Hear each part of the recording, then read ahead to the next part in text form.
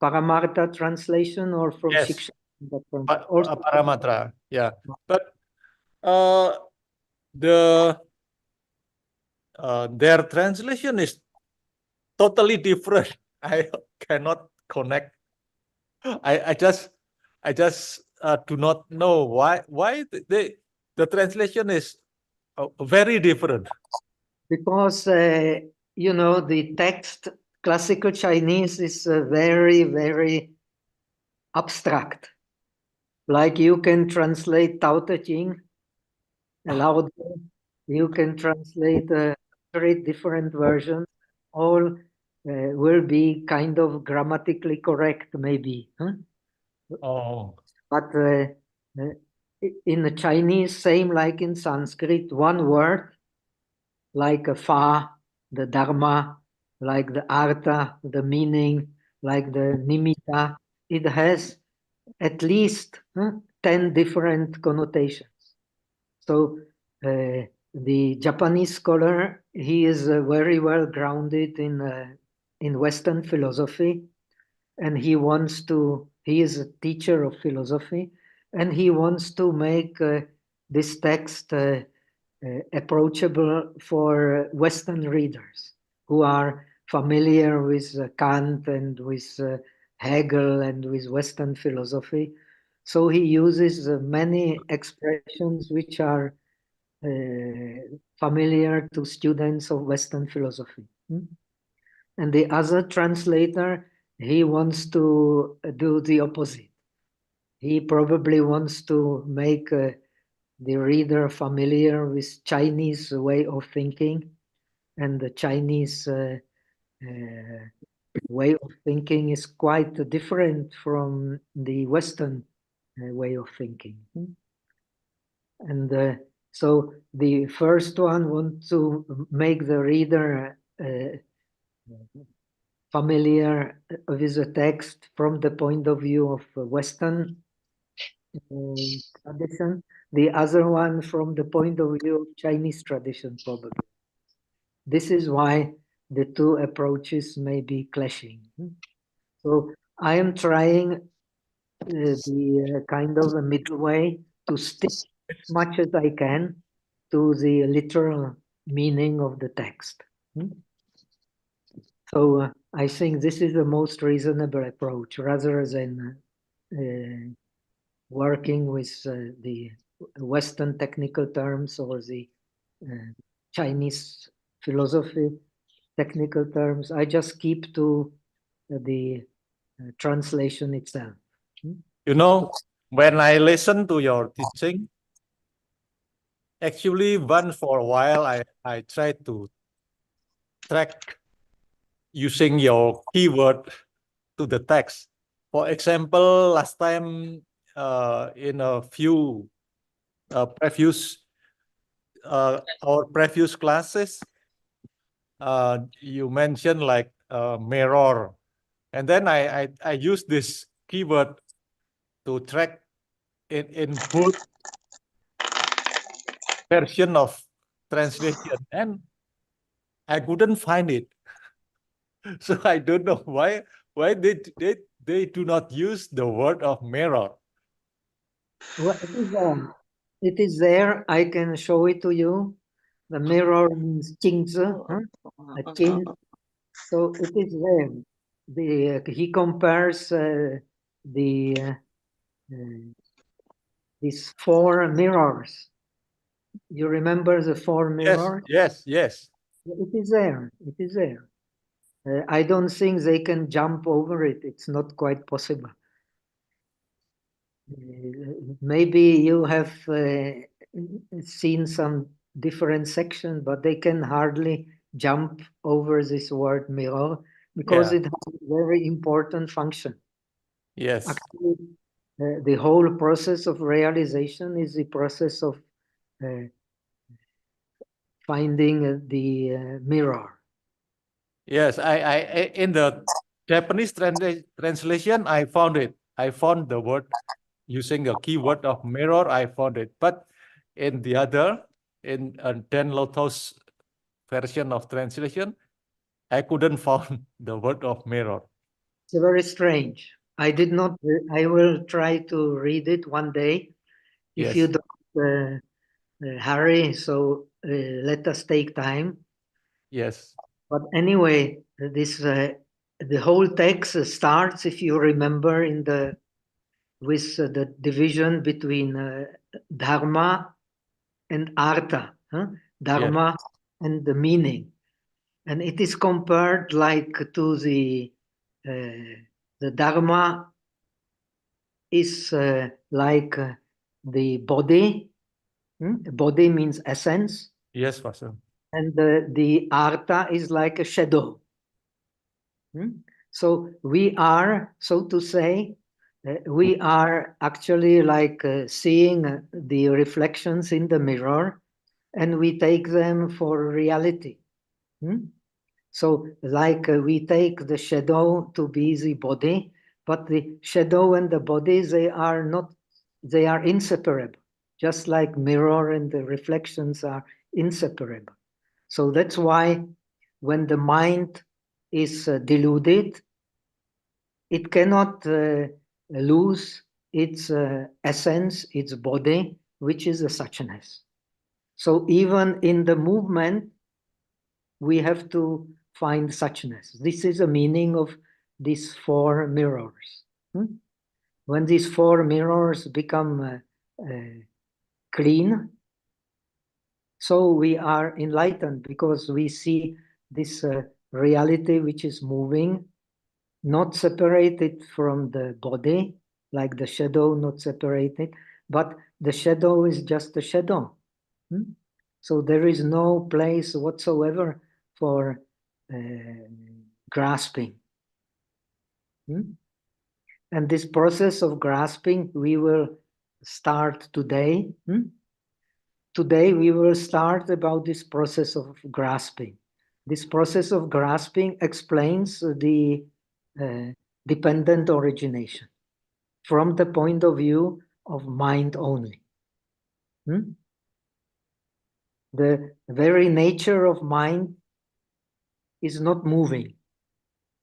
The mind is moving because we don't know its nature. We don't know its unity with suchness. And that is why even whatever form of mind we have, we have to look for the true mind. And true mind is this simile of the mirror or of empty space in which all the objects can be mirrored or contained. Without the container of the space, we cannot get any object. And without the mirror, we cannot get any reflection. And the mind is in its nature, is just that. But the mirror and the space have no life. But that which gives life, it is a mind. So this is very important difference. The mind is the life of the body. If there is no life in the body, so the mind goes away.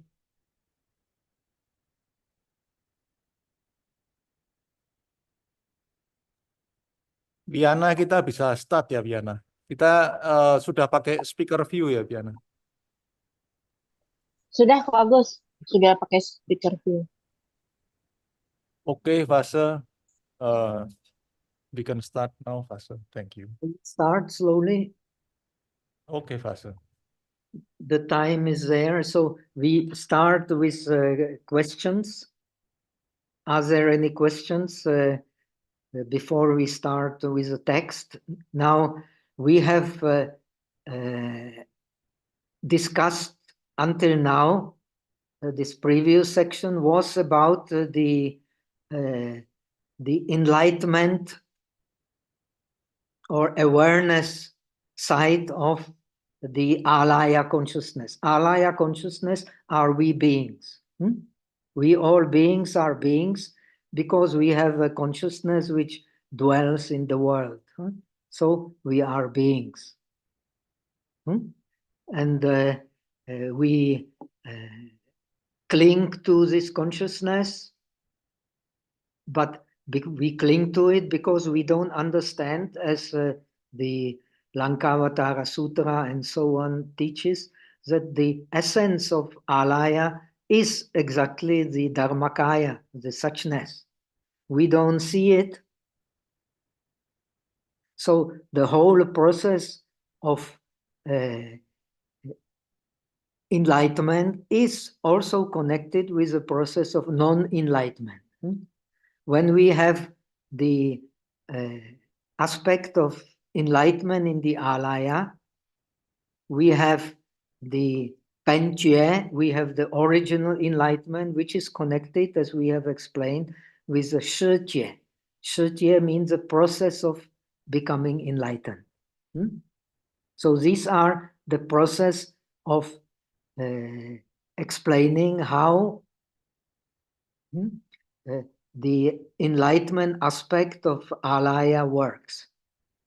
But now he has to explain how the non-enlightened aspect of alaya works.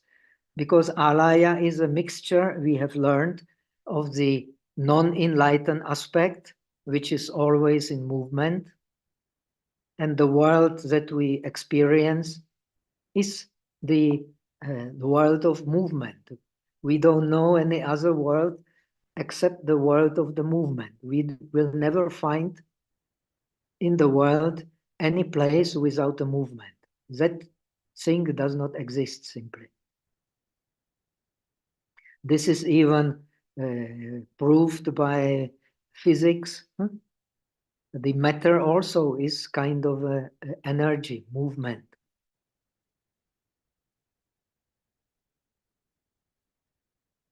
But the real nature of the mind is not movement. We have learned that.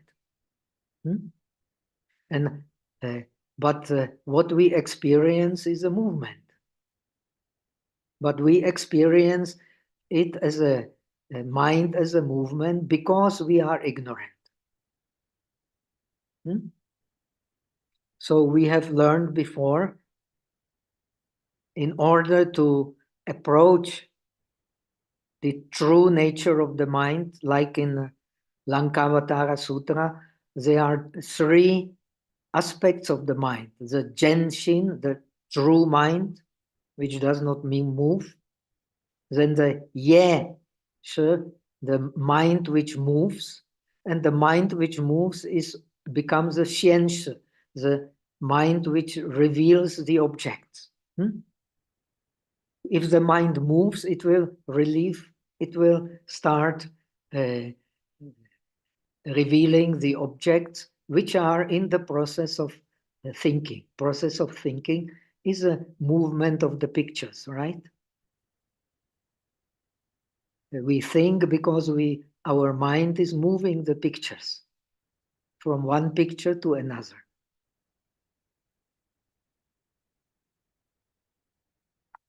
So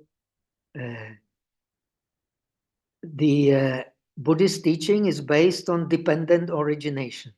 And dependent origination we have from beginning to the end. Beginning is ignorance, nescience, avidya, and the end is suffering. So before we have learned how we become free from suffering, step by step, by going to the origin of the mind. Origin of the mind is the same as the Buddha. Buddha is the origin of the mind, is the Dharmakaya, is the suchness. This is a true Buddha. We want to go to the origin, so we return to the natural state. Natural state, according to the Mahayana scriptures, is nirvana. But because we don't know the natural state of the mind, we are suffering. This is the Mahayana teaching, of the great wisdom sutras. We are suffering because we don't know the nature of the mind, which is nirvana. And this nirvana is the natural state of the mind. It is not created. So, because we don't know this natural state of the mind, therefore we put this mind into movement. So this putting this mind into movement is like the beginning of the dependent origination from avidya pachaya. Avijja pachaya sankhara, the ignorance or lack of knowledge is the cause of formations, will formations. Because we don't know what is natural, we put effort into the mind. This is, in a way, very Chinese, very Taoist. When we make effort, we are, so to say, it means that we don't understand the natural state. So here we have the same idea. Because we don't know the natural state of the mind, therefore, the mind creates movement. So this mind creates movement is like the ignorance gives rise to the will formations. Will formations, we have to have will so that something is formed. This should be clear. And will never comes alone. Will comes with many other factors together, which forms the content of the mind. So the mind turns into the object because it is activated.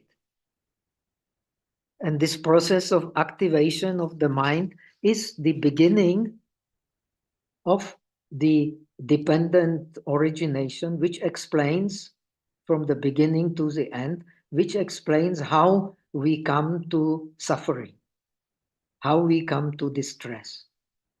We come to distress because our mind spontaneously starts moving due to our ignorance. This is explained, let me see, due to no body, because we are not aware of the oneness with suchness, which is the true nature of the mind. There arise three aspects of mind inseparable from no body. We have body, tu es, and we have no body, no tu es, no awareness. When the mind moves and we are not aware that this movement is not a natural state of the mind, so we give rise spontaneously to three aspects of the mind. This aspect of which is called the ye xiang, ye xiang. Now this is very important. According to the idealistic school of Buddhism, or to the Chittamatrata school, which is most important for understanding meditation.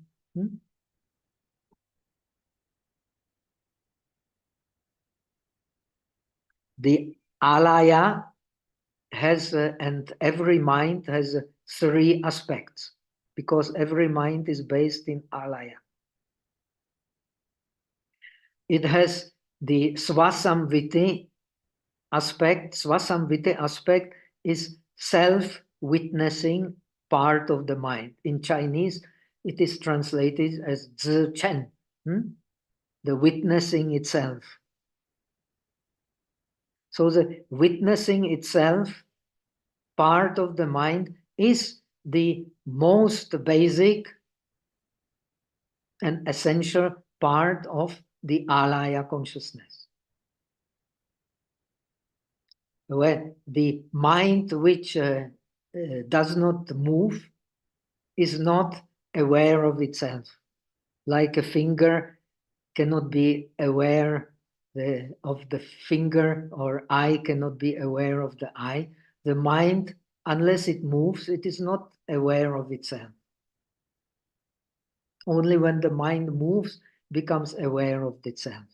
So the most basic aspect of the mind is this self-witnessing aspect of the mind. Zicheng Xin. Zicheng Xin is when, based on the primordial ignorance, we have in this tradition very important differentiation between the primordial ignorance and the secondary ignorance. When there is primordial ignorance, we are not aware, as was described in the previous section, when we are not aware of one mind being not separable from suchness, when we are not aware of that, the mind starts moving. When the mind starts moving, we are subjected to the process of getting into trouble. Especially when the mind is moving without our being aware that it is moving. And that this movement is not the natural state of the mind. But when we are aware of the movement, then we come back to, in a way, we can come back to the natural state of the mind. Through ignorance, we come back to the wisdom. Unless there is ignorance, we don't come back to wisdom. So ignorance is, when it is base for awareness, ignorance is blessing. This is precisely what the Mahayana Sutras explain, like Yuan Jie Jing, the Sutra of the perfect enlightenment in Chinese. When we don't understand the ignorance, we have no way of understanding enlightenment.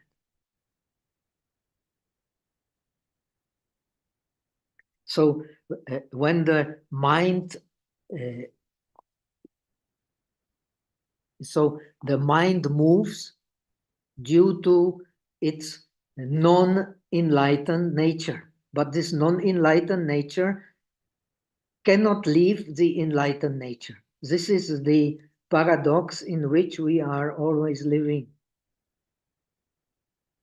The non-enlightened side of the mind cannot leave the enlightened side of the mind. We have learned the dependent origination is dependent on the Tathagata Garbha. Tathagata Garbha is the matrix of Tathagata, is a true mind hidden by layers of ignorance. The deeper this level, the more we are unaware of this original enlightened nature of the mind, of the true mind. So we completely identify with whatever the karmic mind reveals.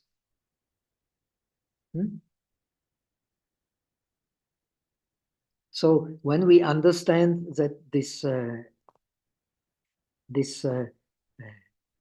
karmic aspect of the mind, which is connected with self-awareness, is, so to say, is not the something which is innate true nature of the mind, then we are, so to say, attuned to understanding, because we understand this ignorance is something superimposed on the mind.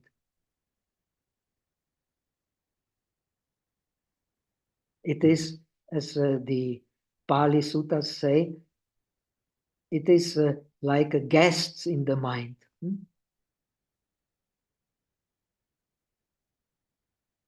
So when the mind moves, if we have awareness, we understand the dukkha.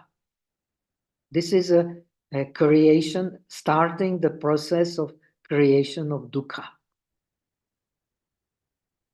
The process of unsatisfactory state.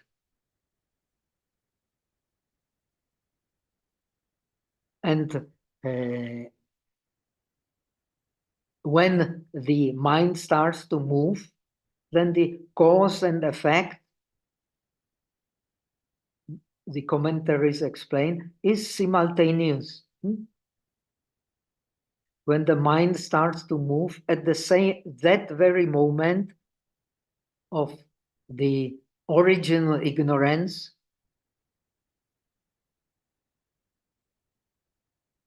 that very moment is also connected with the result, which is due to end in unsatisfactory state of existence. So cause and effect are simultaneous. Even in Theravada tradition, in the commentary to Vibhanga, we will find the dependent origination on many levels. And also you will find the dependent origination moment by moment.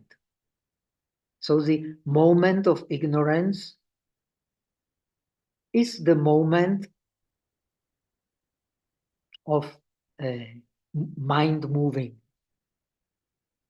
This is the moment the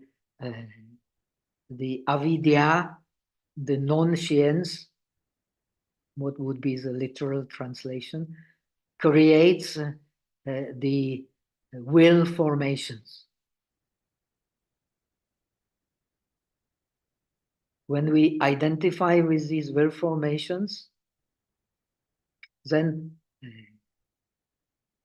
the suffering will follow. So in Chinese tradition, we have the two traditions from Huineng Sutra, the Huineng approach and Shenshu approach. Huineng approach is the sudden enlightenment, Tun Jue. Then we have the Shenshu approach, which is the Jian Jue, and the gradual enlightenment. These two aspects, they are united in this book. They do not clash with each other, but they are complementary. In order to understand the sudden enlightenment, which is for very intelligent people, we have to understand the gradual enlightenment. In order to understand gradual enlightenment and get real insight into our aim and our content of our practice, we also have to know the aspect of immediate realization. The immediate realization is, in a way, seeing that when the mind starts to move, and we are not aware of it, we are, so to say, plunged into the process of developing ignorance, developing non-awareness. So here, this experience of mind not thinking is so important. Mind not thinking does not mean we are enlightened, not at all. But it means that when we start thinking, we should be aware of it. And when we start thinking, automatically there appears, when the mind moves,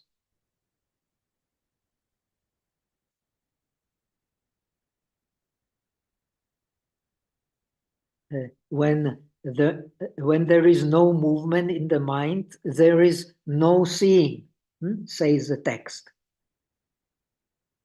But when the mind starts moving, then there is the seeing and the seer. Seeing is connected with the seer.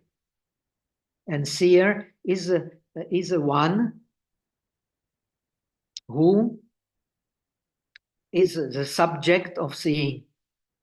When the mind starts moving, then automatically at the same time is revealed in the mind the subject of seeing. Subject of seeing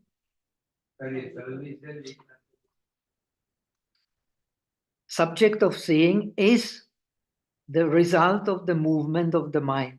This once the mind starts moving, there will be certainly the perceiver of something. When the mind does not move, then there is not perceiver of something. This is why it is so important to have deep experience of the non-thinking mind.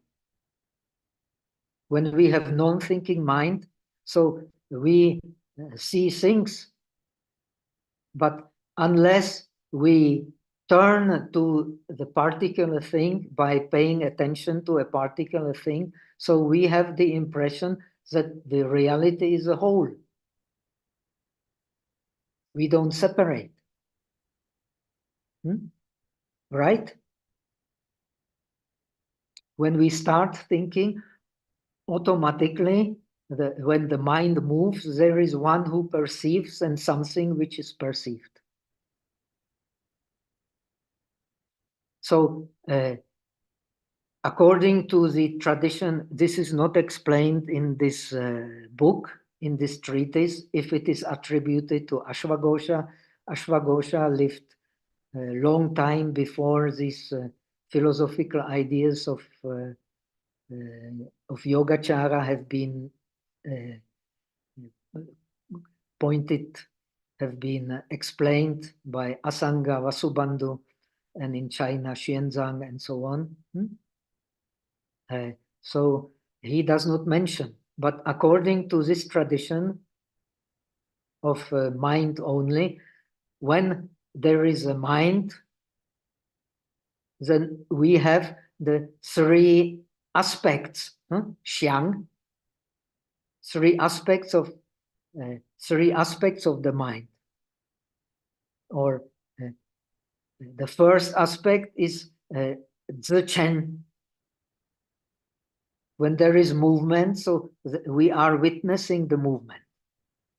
When we are witnessing the movement, then there is this zhuan xiang. Zhuan xiang means avarjana in Sanskrit. We are turning towards something. When there is a movement, we are turning towards something. This is very important aspect of awareness. When there is movement of the mind, we are turning towards something. When we turn towards something, then there will be aspect of the khyati vijnana, the vijnana or the aspect of the mind which is called nimitta bhaga. We have zicheng, swasamviti bhaga, that means the aspect of the mind which is self-witnessing. We have the aspect of the mind which is perceiving. This is called darshana bhaga, the seeing aspect of the mind. And when there is seeing aspect of the mind, we have the nimitta bhaga. We have the object aspect of the mind. So these three aspects, three bhagas, they appear at the same time. We cannot separate them. So it is a dependent origination also here appears in the same time. Because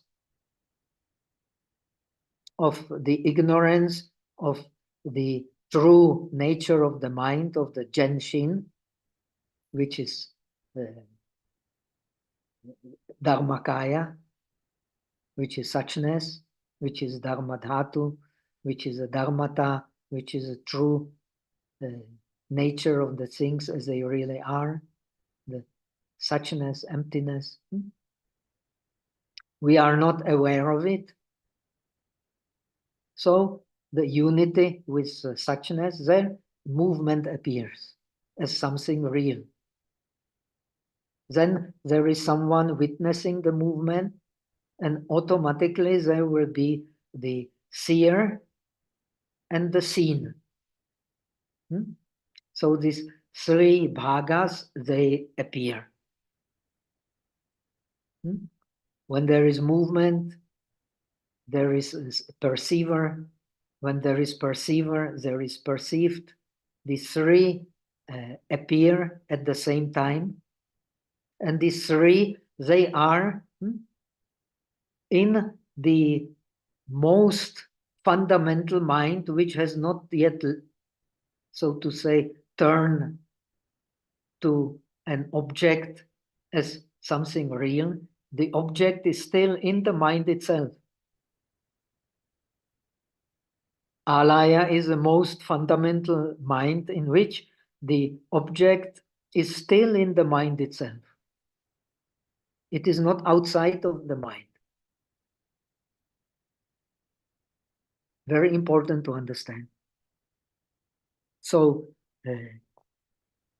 when we have the aspect of the seeing, which is Zhuan Xiang, the aspect of turning to the object, very important for students of Abhidharma. I have been student of Abhidharma for a long time.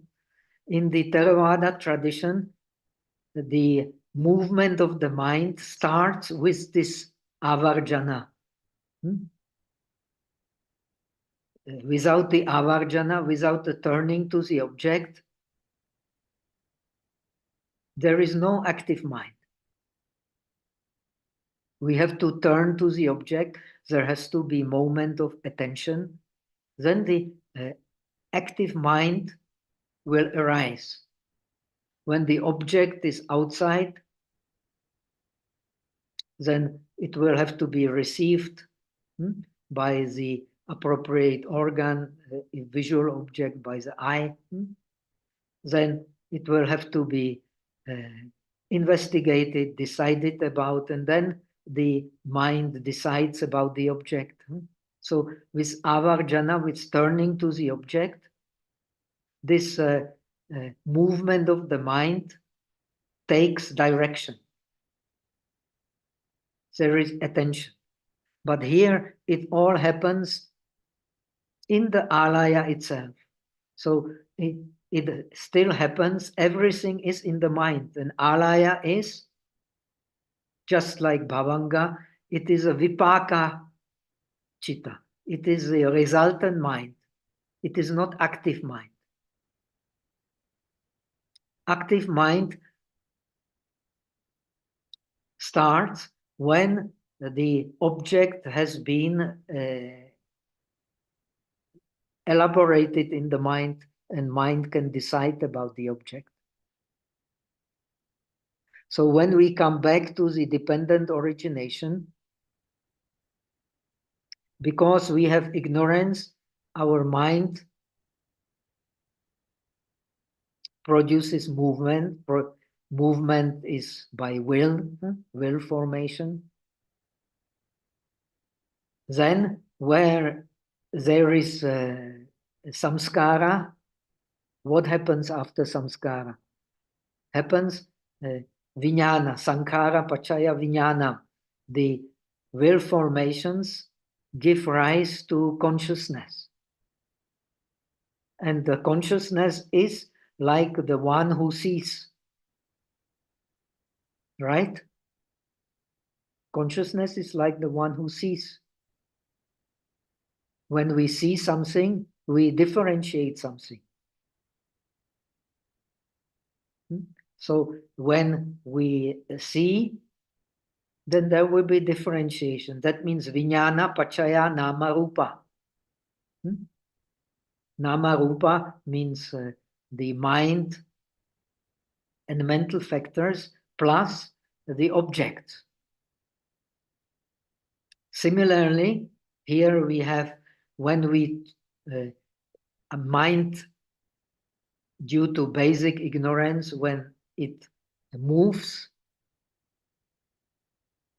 automatically it will produce at the same time, it will produce the will formations, which will produce the mind, and the mind will produce an object, nama rupa. All this still in this stage still happens in the mind. It is a most subtle stage of evolution of the mind. So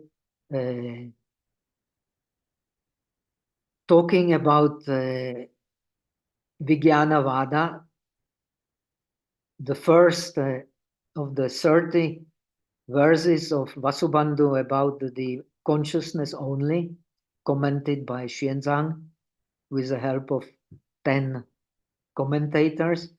He says, let me see, Atma Dharma Upachara Vividha Ya Pravartate Vijnana Parinamo Asau Parinama Sachatrida. The first verse of Vasubandhu, which says, due to the habit of holding to the dharmas and to the self, the mind evolves. Mind evolves. And when the mind evolves, it becomes 3 different functions of the mind.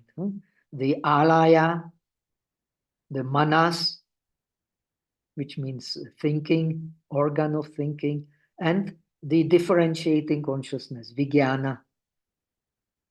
3 kinds of mind evolve with the movement. When there is no movement, there will be no perceiver. When there is no perceiver, there will be not perceived.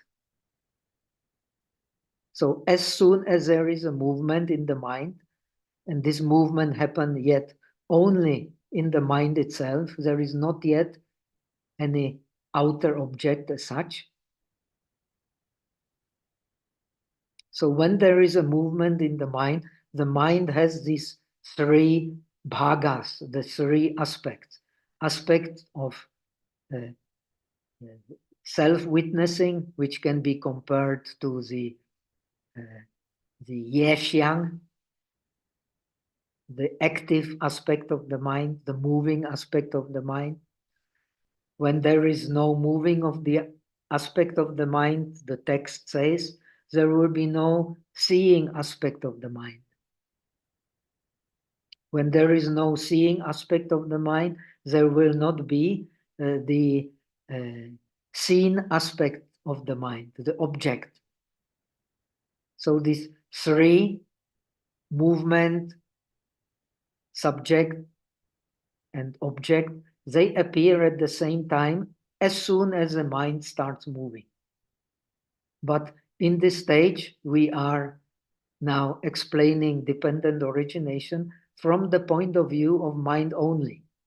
In this tradition, and now the science comes more and more closer to this tradition, strangely enough. The only thing that is really real that we can say that it is something we can base reality on, it is a mind.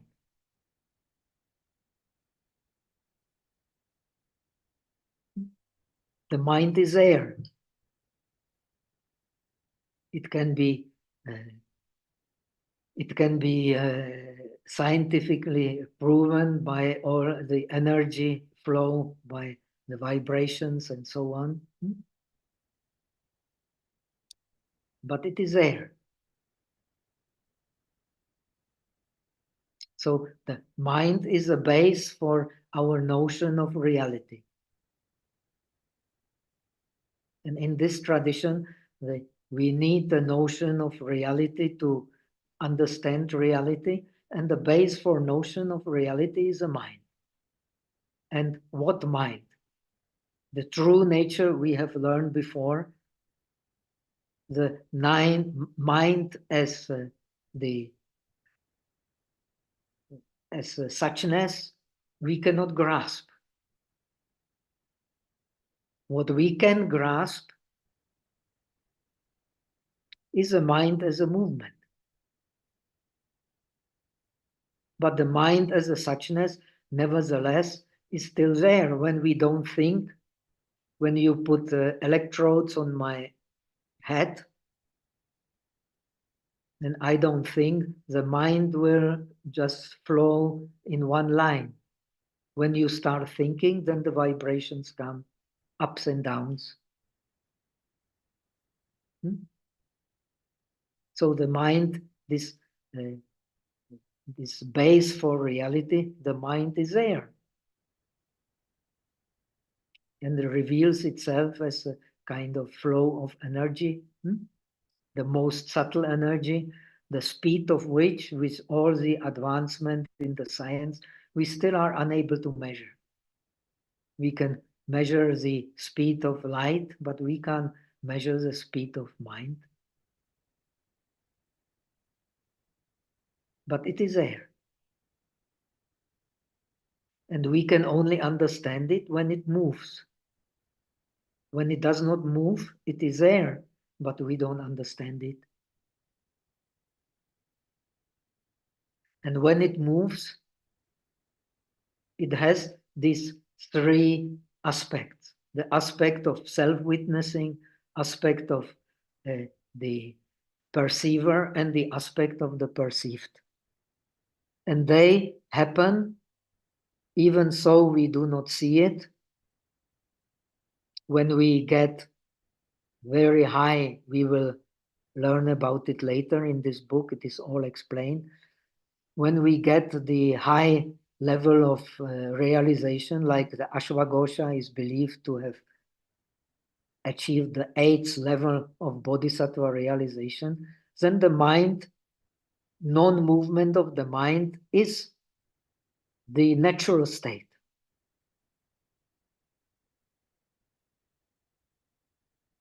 Ashwagosha has attained this state of mind. When the mind is not moving, becomes a natural state. So because the mind, when it's not moving, it becomes a natural state, one can move the objects.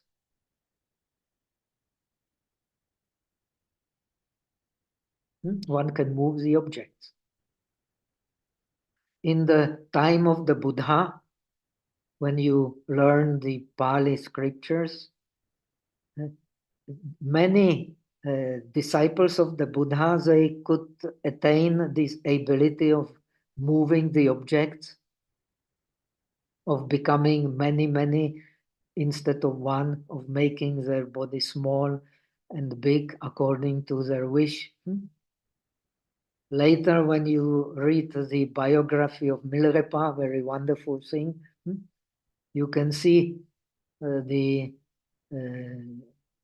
one great scholar wanted to argue with Milarepa, came to visit him. He was jealous of him because so many people search his blessing, but he is a great scholar, nobody comes to him.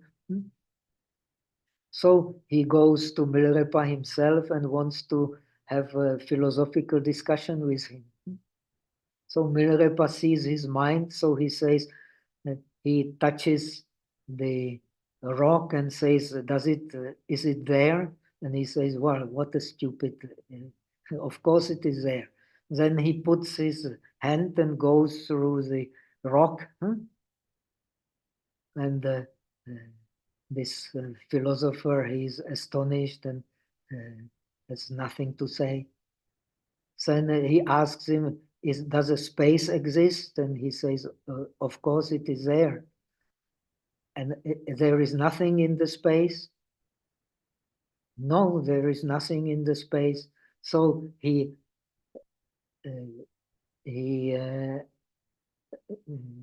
strikes his hand against the space, and it like a drum, drumming. So this we are to believe is a state of which Ashwagosha has attained when the mind stays in a natural state, which is not moving, then it can move things according to one's will.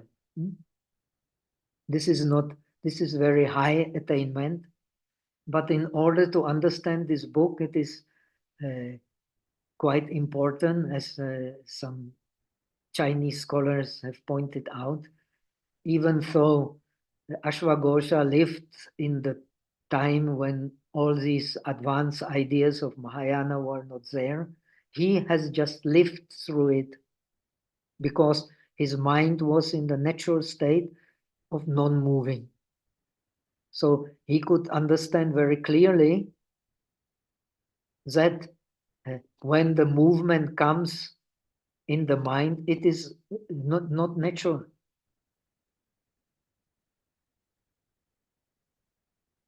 So he can change the nature of the objects. So this is a very subtle nature of the mind. The subtle nature of the mind has these three aspects, and they arise simultaneously in the state of what is called in Chinese Kenpen Wuming, the root ignorance. To penetrate the root ignorance, we need, like Ashwagosha is supposed to have had, a very high degree of realization. Because when the mind moves, we already take it as a natural state. But it is not a natural state. That's why the text says, in this text, it's so important, the samadhi of one samskara, the samadhi of one mind. To even so, we cannot penetrate into this depths of the creation of subject and the object illusion in the mind itself. We can have some understanding of it. So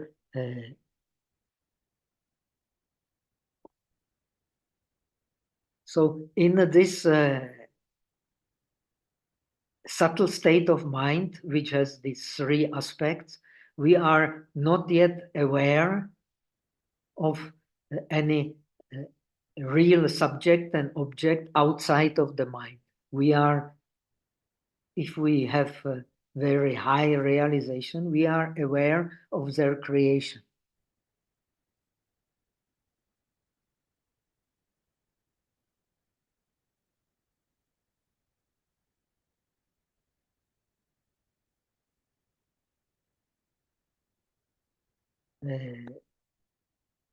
Once we don't understand that this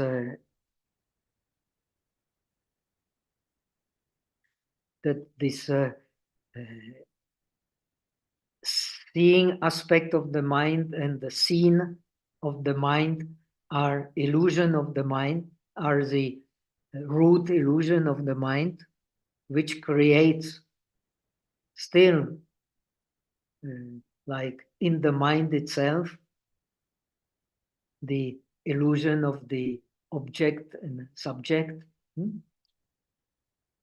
Once we are not aware of it, then what comes is these 6 gross aspects of the mind. These gross aspects of the mind are explanation again of the dependent origination, but in already in a more gross states of the mind. According to the dependent origination classical explanation, these early stages, the ignorance produces will formations produce consciousness produce the nama rupa, the name or the consciousness and the objects of consciousness. And when there are objects of consciousness and consciousness, which happens in the mother's womb, then in mother's womb, we will create the 6 inner bases and the 6 outer bases. This is how the child develops in mother's womb. He developed the 6 inner bases and 6 outer bases. Then there is a contact, faso.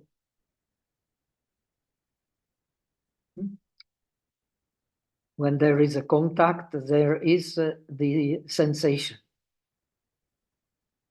And as the mind develops, then it is completely bound to the sensation. What distinguishes the mind is based on sensation. And here we come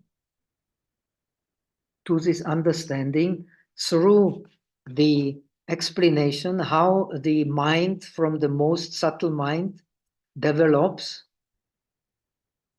into gross aspects of the mind which are connected with obvious suffering of birth, old age, disease, and so on and so on.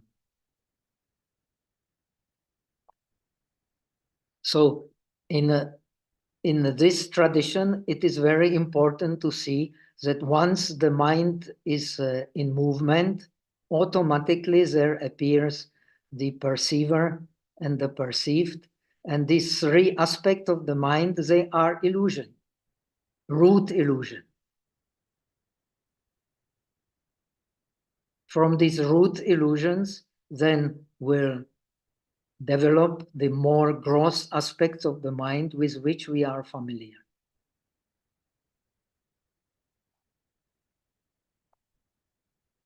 But the first gross aspect of the mind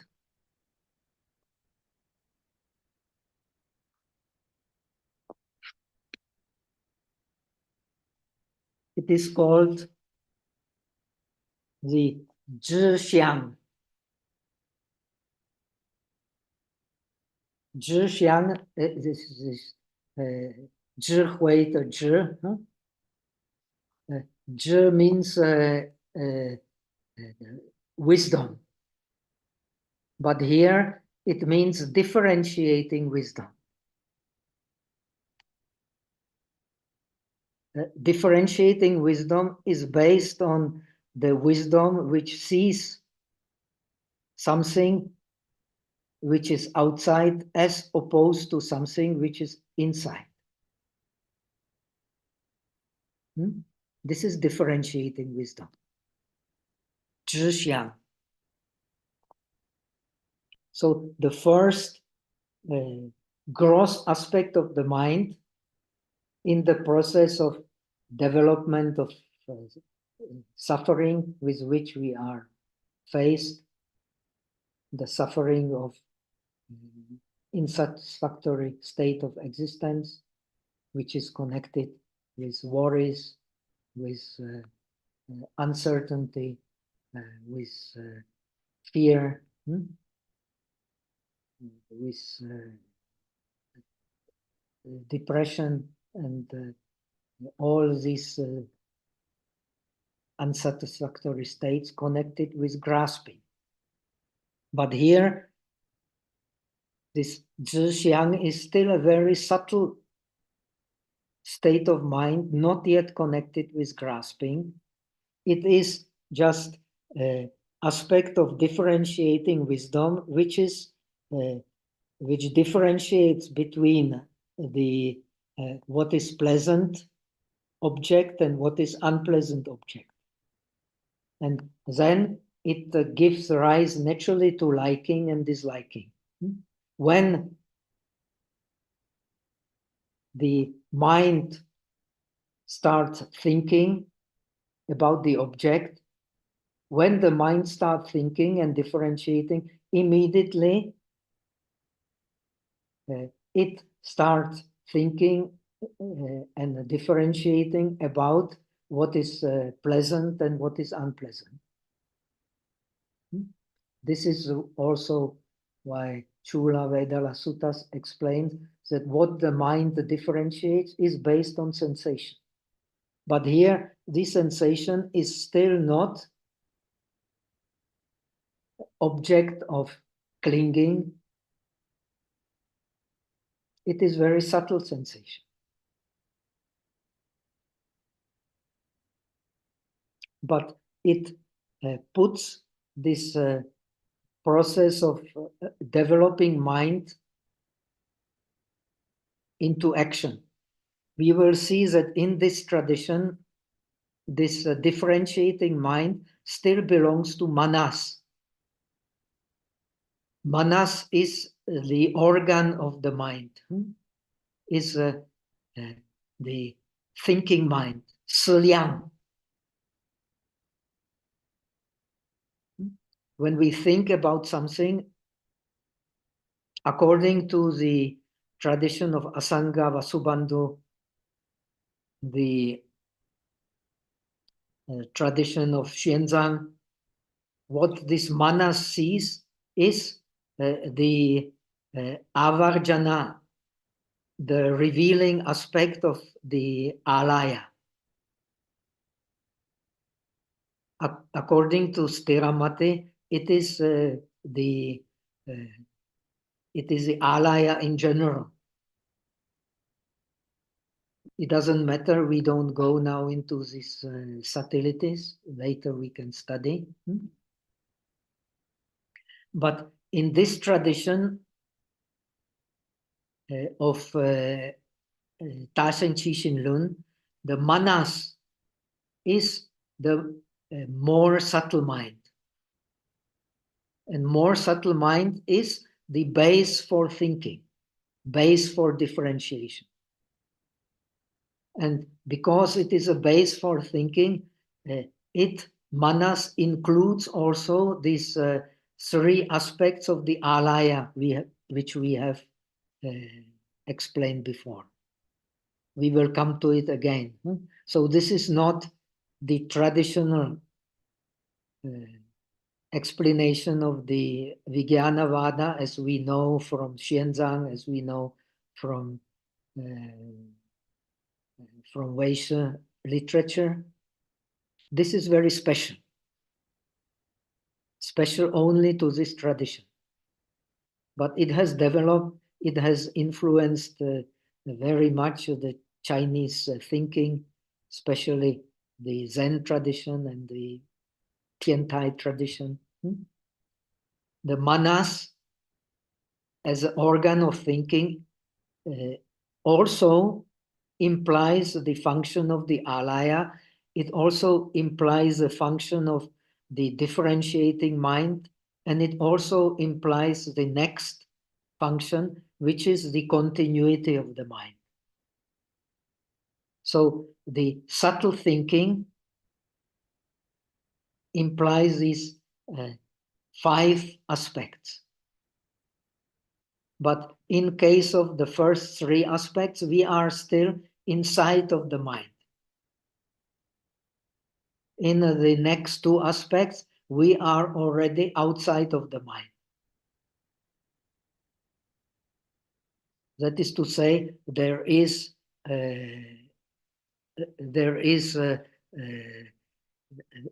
nama and rupa as something separate.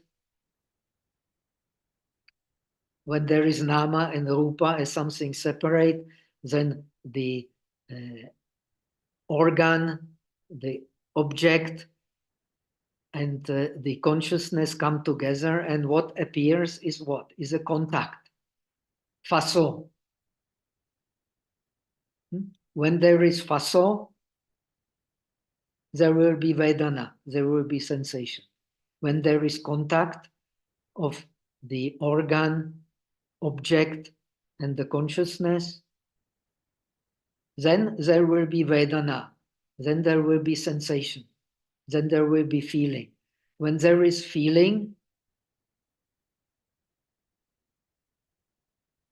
there will appear grasping. When there is grasping, grasping will be to the concepts.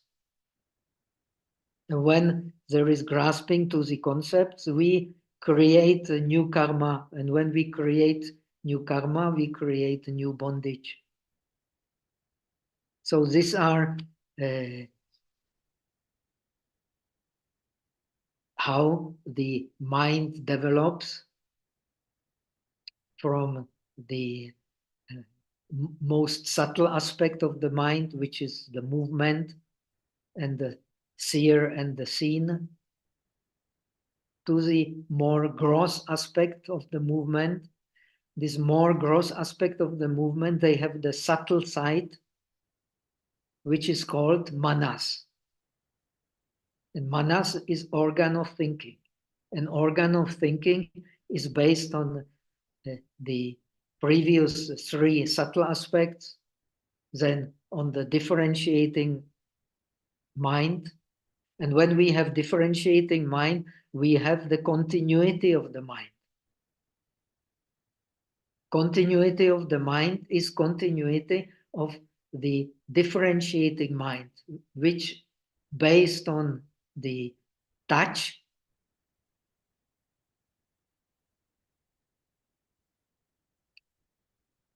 differentiates on the base of sensation. This is pleasant, this is unpleasant, this is what I want, this is what I don't want. And this is continuity of the mind. This continuity of the mind is still very subtle aspect, but which belongs to the organ of thinking. Now, when we see some object, no matter whether in a dream with just mental consciousness or in a daily life using the five senses or using the concepts based on five senses, when we differentiate something, already at that moment there is a tendency to liking and disliking, to wanting and don't want. And this tendency, when it is there, it is the continuity of the mind. 相虚相, the aspect of continuity of the mind. The aspect of continuity of the mind is based on the differentiation of the mind. First, because of these three most subtle aspects, we don't see that the subject and object appear first in the mind itself. When they appear in the mind itself, then that mind, so to say, applies them to the experiences that we have. So we imagine that that which we experience is outside, is connected with the pleasant and unpleasant. Then immediately will come the from that evolves the continuity of the mind. Continuity of the mind is like in dream. images appear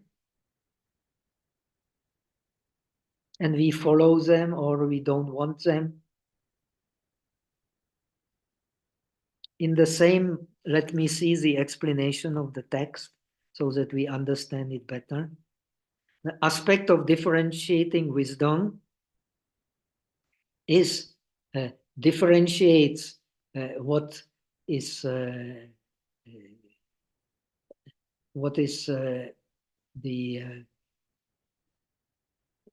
what we like and what we don't like, the of what the object of liking and disliking, due to not understanding the chittamatrata, that mind only. Because we don't understand mind only, we start thinking that this liking and disliking is connected with the outside object.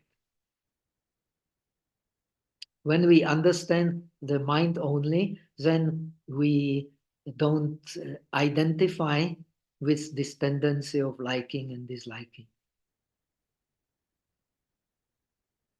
But we don't understand the mind itself, therefore we identify with this tendency of liking and disliking. So due to this, we then identify with our sensation. When we identify with our sensation, then the mind will have the other aspect, which also inseparable from subtle thinking, the aspect of continuity, santati. It is maybe called santati bhaga in Sanskrit. Unfortunately, we don't have the original of in Sanskrit, but I guess in the Chinese, xiang xu, xiang. Xiang means aspect, the bhaga here, the aspect of continuity based on discrimination, happiness, suffering, as being innate in objects. We don't understand the mind only, so we think this suffering and the pleasure is connected with the object. We don't see that it comes from the mind itself.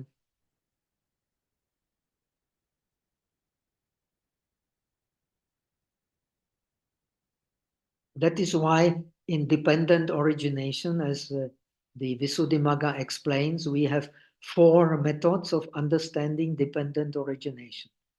From beginning to the end. From ignorance to suffering and the manifestations of suffering. Then the other from end to beginning, when we understand the end of suffering, we also go back to the end of ignorance. Then we have the middle of the process of dependent origination, explained the Visuddhimagga, here also same. The middle is the continuity. And continuity is based on Vedana. Vedana in Sanskrit is derived from the root vid, which means to know. We know by experiencing the object. That's why in Chinese the Vedana is translated as show, receiving the object. When we receive the object, we receive it already as either pleasant, unpleasant, or neither pleasant nor unpleasant. This is a reception of the object. So when the mind becomes gross, so due to experiencing the sensation, we grasp to the sensation. Upadana. When we grasp to the sensation, we produce karma. and the result. When we don't grasp to the sensation, what will happen? We understand that it is just based on the touch.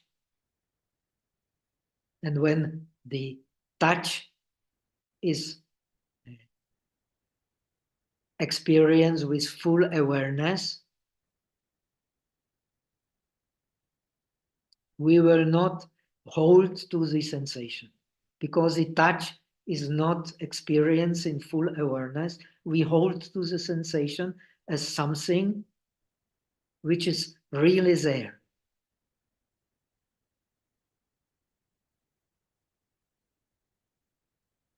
But we don't understand that it is the product of this continuity of the mind. The same sensation which has been very pleasant to us before may become very unpleasant the next moment.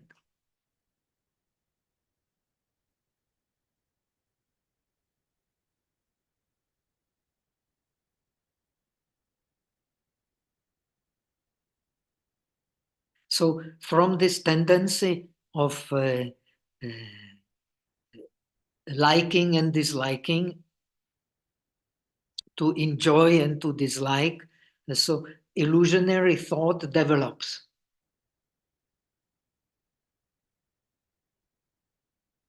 If we penetrate that this sensation is just based on the touch, and this touch, when the touch is changed, when the object, the sense and the consciousness changes, then the sensation will also changes. When the sensation changes, the differentiating mind will also change. When we understand it, then we will see the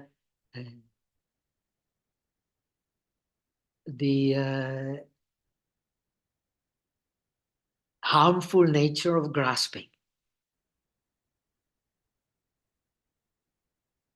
When we become enlightened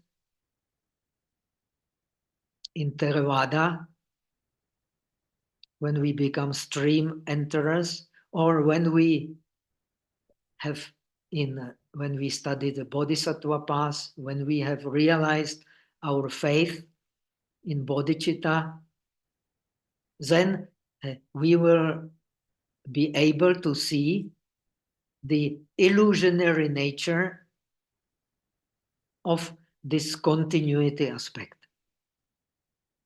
But as long as we have not seen clearly the illusionary nature of the continuity aspect, then we will be unable to avoid the deeper manifestations of suffering. So when we understand the harmful nature of the grasping, then we can avoid grasping. But still, we will not be able to avoid our differentiation based on the continuity of the mind. But we will avoid grasping.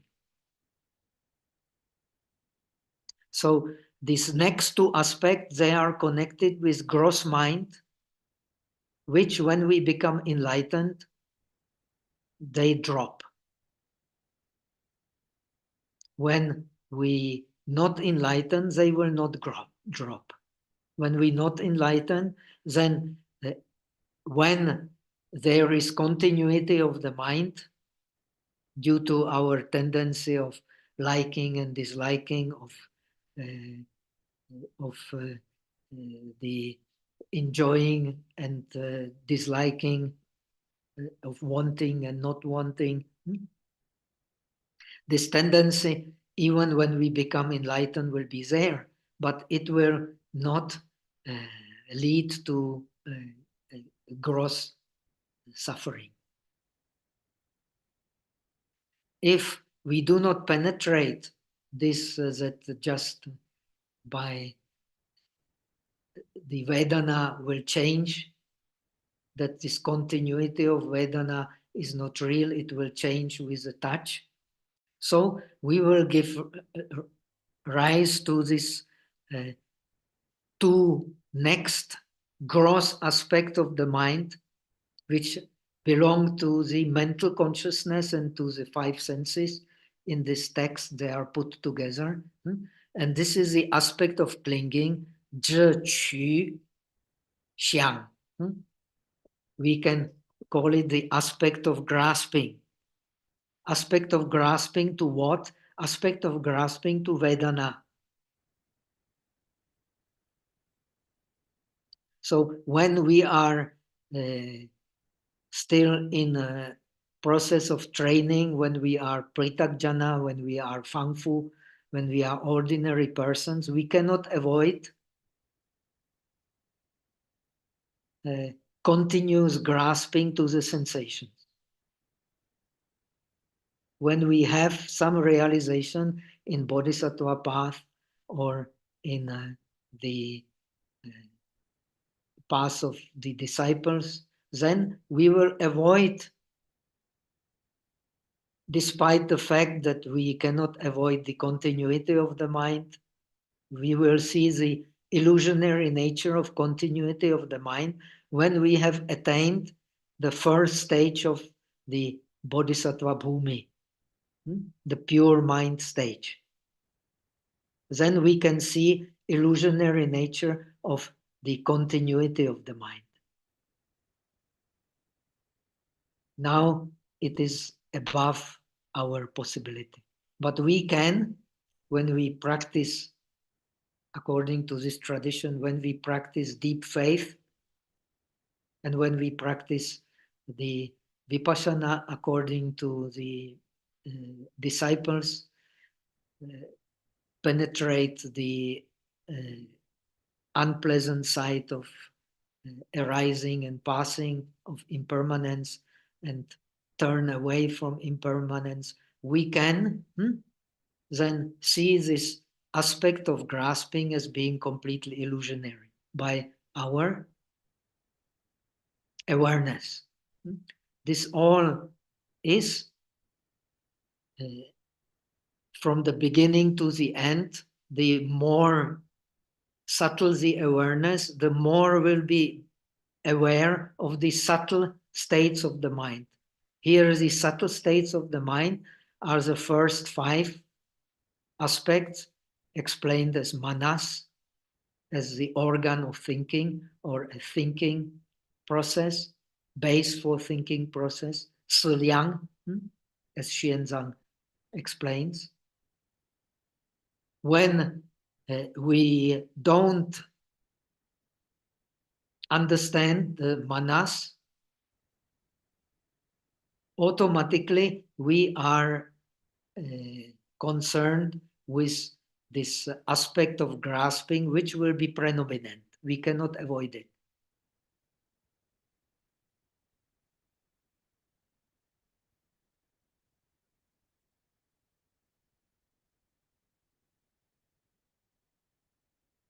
So then there will be, with this aspect of grasping, then there will be six aspects of liking and disliking according to the six objects of the mind.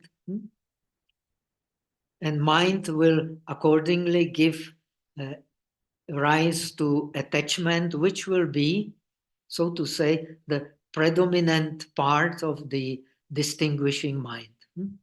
Now we come from manas to vijnana. Vijnana is consciousness. Consciousness is result of the manas. In this tradition, the mind develops from alaya, that is the most subtle mind, then manas, which is the organ of thinking. This, our text put them together. And when we don't penetrate the manas, the individualizing part of the mind, then we are just working with the differentiating mind, differentiating on the base of our liking and disliking. So we are already caught deeply in the process of suffering. At this stage, it will be impossible to avoid.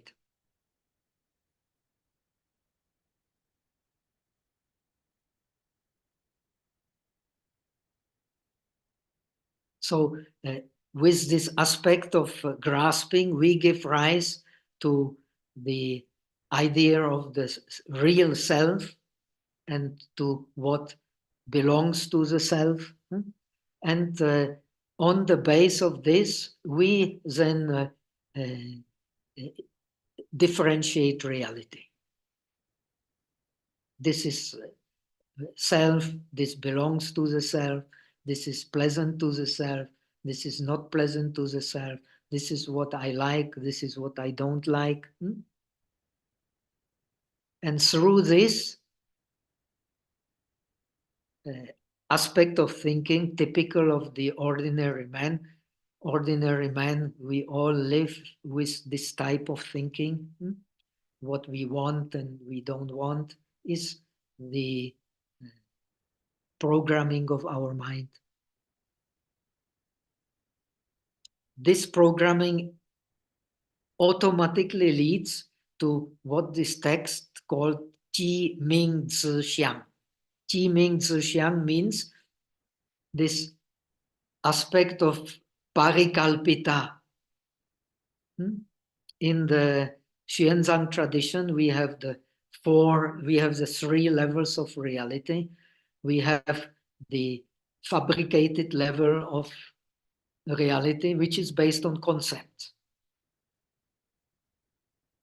When the aspect of liking and disliking becomes predominant in our thinking, connected with the six senses, then automatically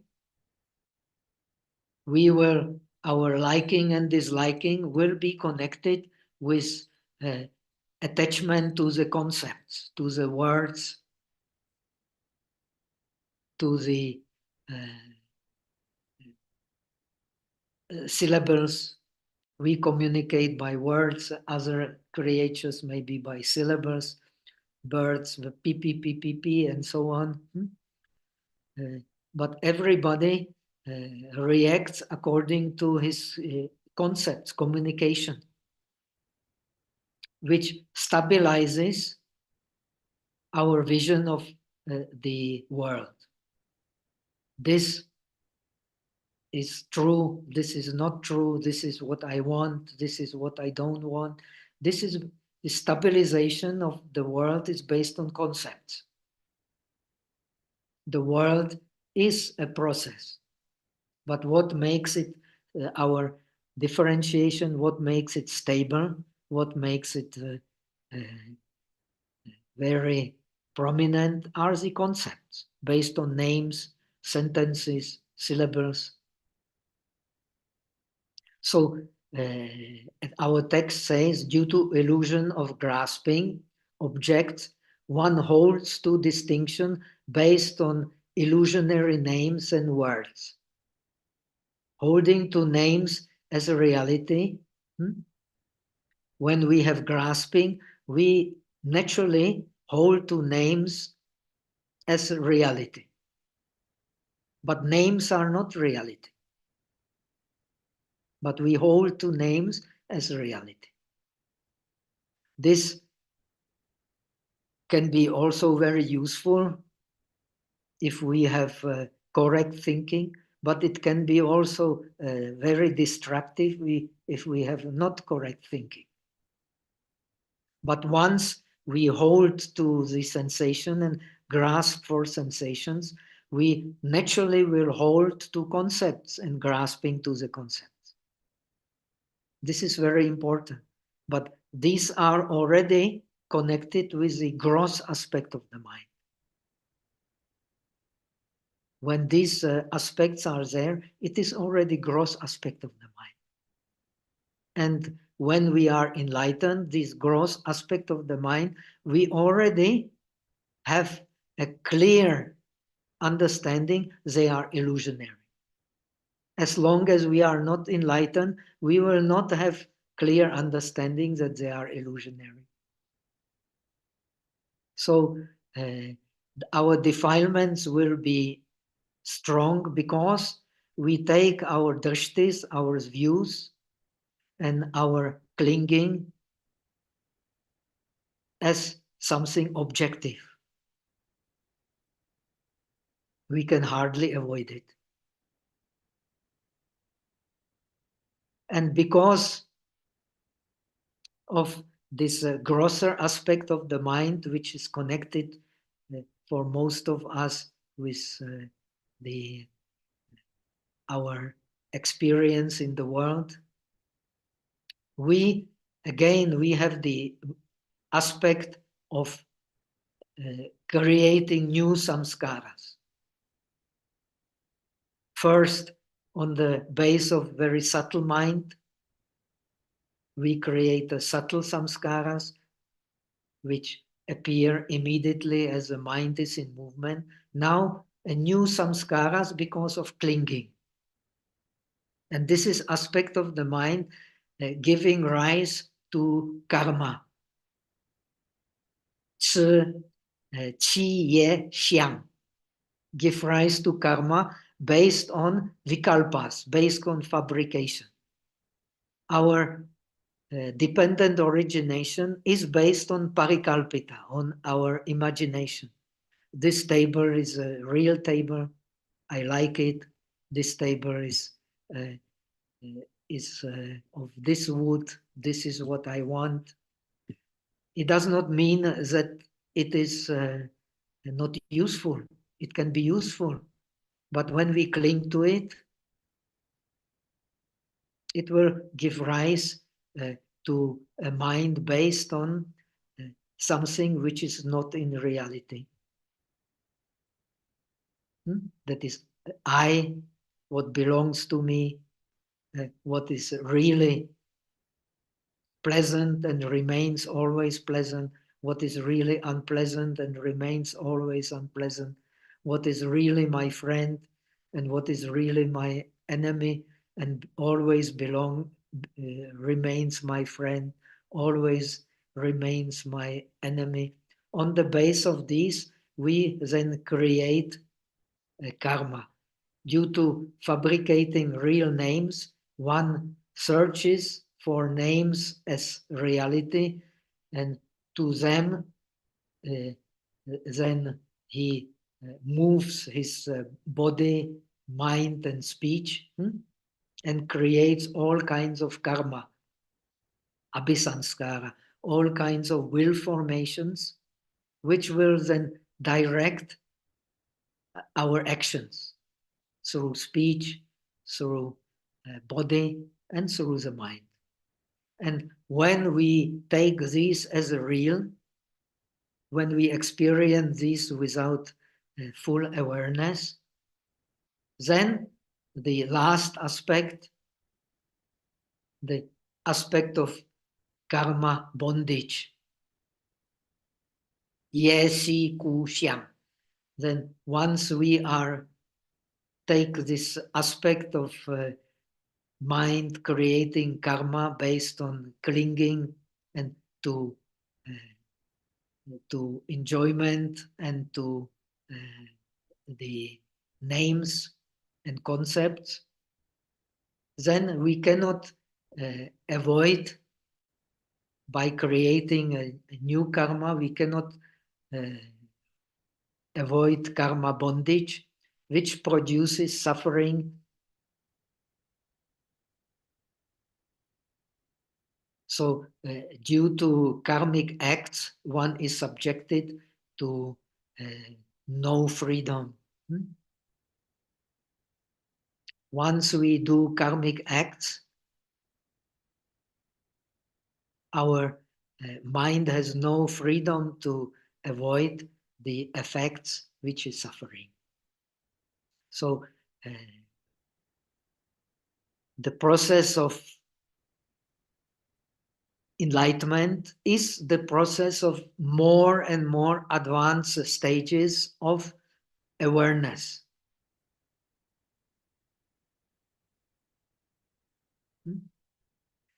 Once we understand the more subtle mind, we can dissociate with the gross mind. When we don't understand the subtle functions of the mind, we cannot avoid the gross actions of the mind, gross functions of the mind, and the results from these gross functions of the mind, which is always suffering and which is lack of freedom. So the freedom comes from development of awareness. The more awareness, the more freedom. So we have had the process of enlightenment from end to the beginning, now from beginning to the end, and we will see how it works for deeper understanding of our philosophy of the practice and of the actual practice. The actual practice then is the practice of nothing else but make the awareness of the mind deeper and deeper, so that we don't need to rely on objects. We can rely on the awareness itself. This is the message of this treatise, and this is very important message. The wisdom or vipassana is awareness. Awareness is vipassana. Vipassana is awareness. And when the awareness is lacking, all the gross aspects of the mind start to dominate, and then we cannot taste freedom, which belongs to the true reality, does not belong to our constructed reality. So we have exhausted our time. I hope I did not give you too much headache. This is if there is a confusion is according to this text, confusion is the most wonderful thing. No confusion, no clarity possible. So confusion is actually very good, because it will give us understanding that confusion has the deep reason, like everything else. And when we understand the reason of confusion, we can also understand the reason of clarity. So let us finish here. The clarity comes from awareness, and awareness is what is to be practiced moment by moment. This is what this treatise want to make us realize. So once we get some insight that the mind which moves cannot be separated from the true mind which does not move, then the confusion will be satori, enlightenment. As long as we don't have this, then this confusion will not necessarily be enlightenment.